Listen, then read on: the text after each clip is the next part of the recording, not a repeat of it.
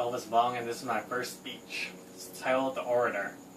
The act of communicating to express ourselves, to convey our emotions, and to share our complex ideas that we have is what separates us from the animals. Everybody, whether they are aware of it or not, wants to be remembered. They want to feel like they lived a life worth living and to leave something behind. The easiest way to do this is to impact the lives of others, and the most efficient way to do this is through communication, whether in the written word or spoken orally. Reading and writing go hand in hand. They complement each other so well, in fact, that if you try to do one without the other, you are really hindering yourself.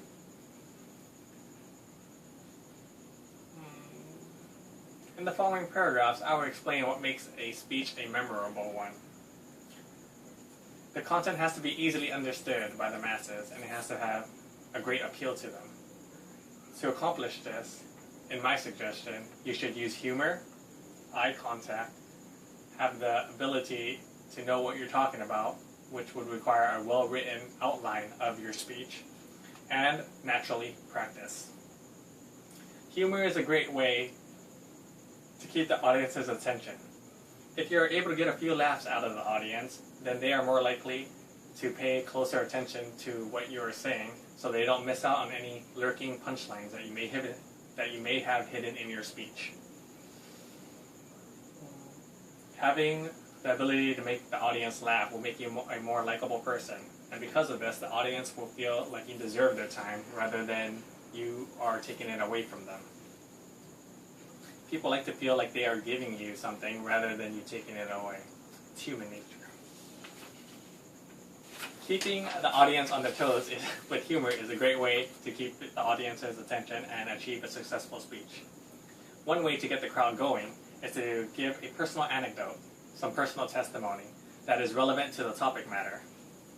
By doing this, you cause the audience to soul search on the spot so they could try to find a past experience that they themselves have that's related to the topic. This will further connect you and the audience. The speaker must be able to make eye contact with the audience as well. This may be a daunting task at first, but one simple way to do this is to simply scan the room slowly, eventually making eye contact with one random person, then another random person in the audience. This is a great way to persuade somebody with contradictory beliefs from what you have. Eye contact is vital in day-to-day conversation. So doing so in a speech creates the illusion that the speech is actually a one-on-one conversation that you're having with that individual rather than speaking to the masses. It makes it more personal. In order to be able to make eye contact with the audience, the speaker must know what he is talking about. A well-written outline will give the speaker the stability he needs to keep his speech flowing and fluid and in a logical order. This will enhance the speech in a way that builds the speaker's credibility. The ability to speak in a manner without unplanned pauses, such as ums and uhs, will make the audience believe whatever the speaker is saying. Practice, practice, practice.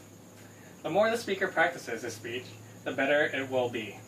Practicing the speech allows the speaker to fine-tune his speech, cutting out parts that don't work and elongating those that do.